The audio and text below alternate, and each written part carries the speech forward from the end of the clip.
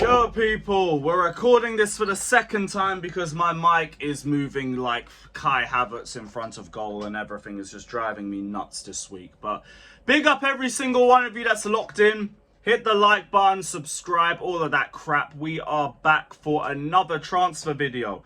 We're here to talk about Maignan. We're here to talk about Nick WOLTEMADE, because like this is the newest name that we've been linked with, and all of the latest transfer news over the last 24 or 48 hours. Now, I took a little day off yesterday because I won't lie, I needed it.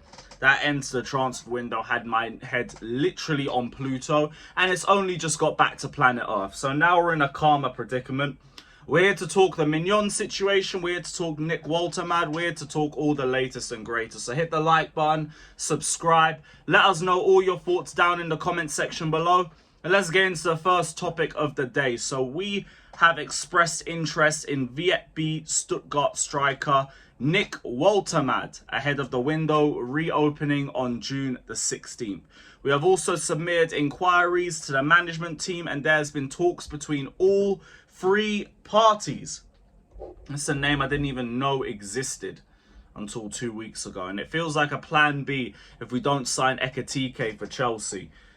But the maddest thing is, right, this might actually be another one that fits into like the whole second striker / cam mold that we were looking for, because from what I've seen, he's barely played like as a striker. He's played more as a centre forward, second striker, and as an attacking midfielder for Stuttgart, with I think Undav playing most of the football for them up top.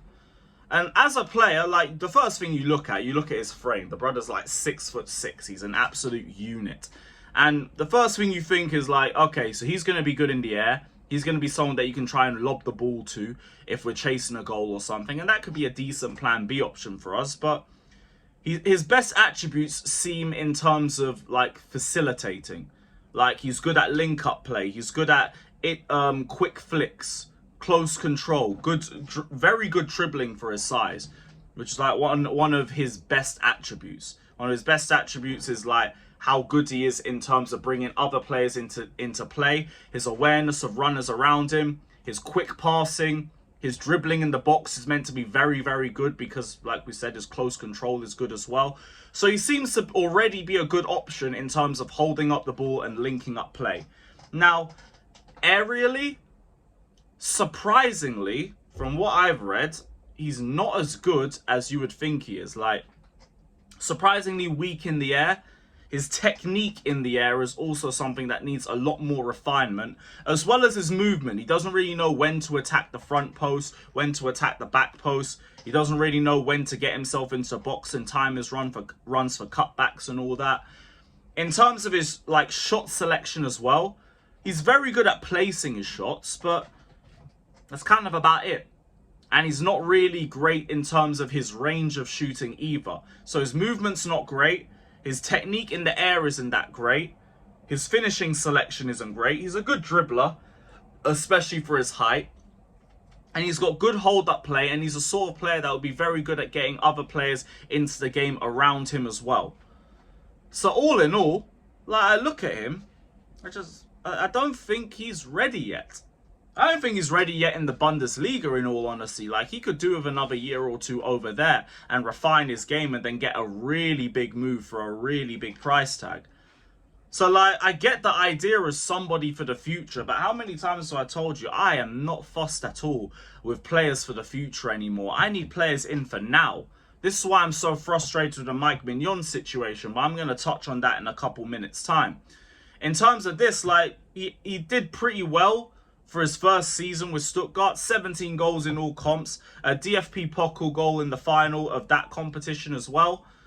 But overall, doesn't really strike me as anything sensational, bar in terms of the link-up play for his age. He's got a good frame, he's got good hold-up play, he's got good interplay, he'd be a good facilitator, but overall isn't the killer that we're still looking for. And for someone that's going to be a demon in the box, he's not even ready to be that in the air yet. And we know how important that is for us. We know how massively important that is for us. So if they're going to get him, I beg it just be for something cheap. But even then, I don't think it's somebody that's going to impact the Chelsea squad positively right now.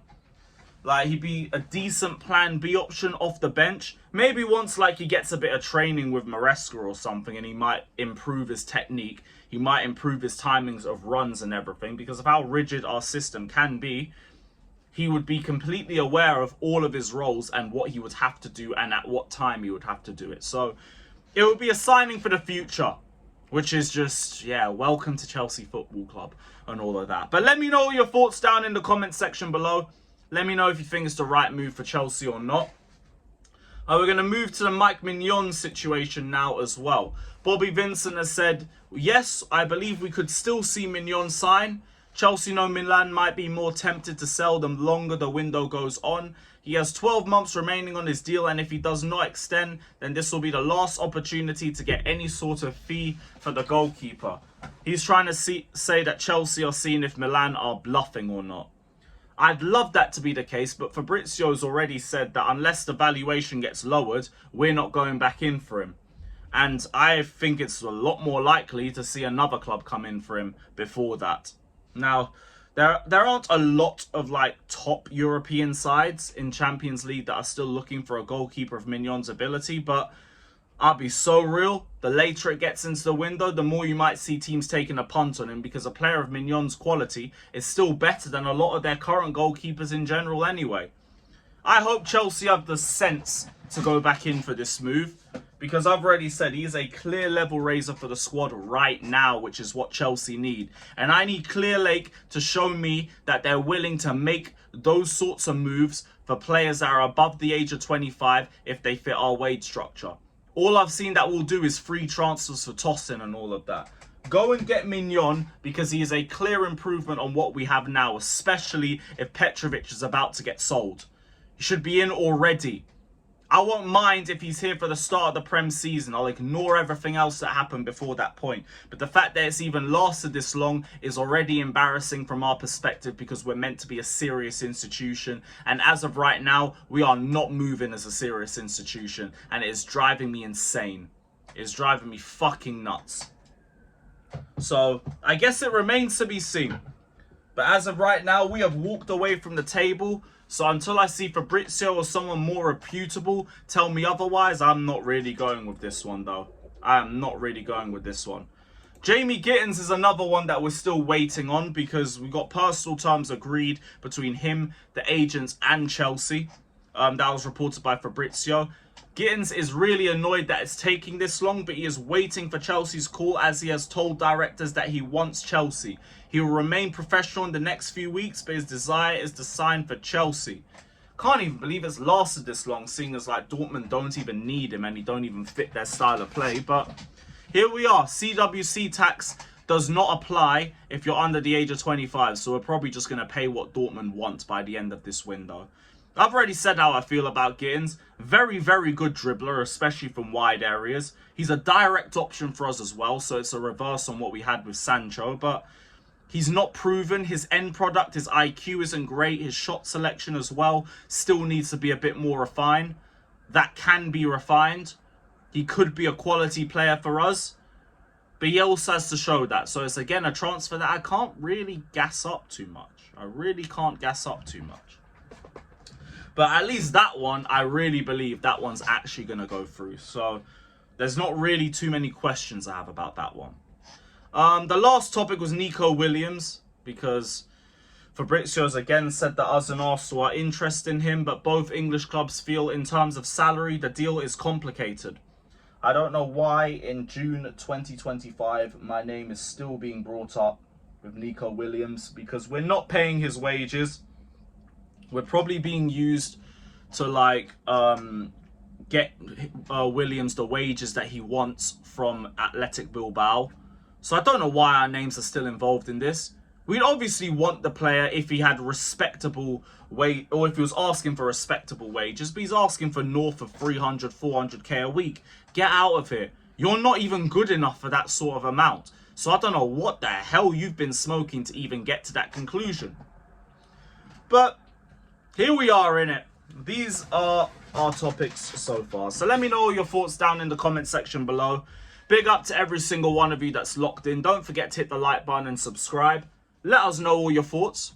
And as always, up the Chelsea. Big up, everyone.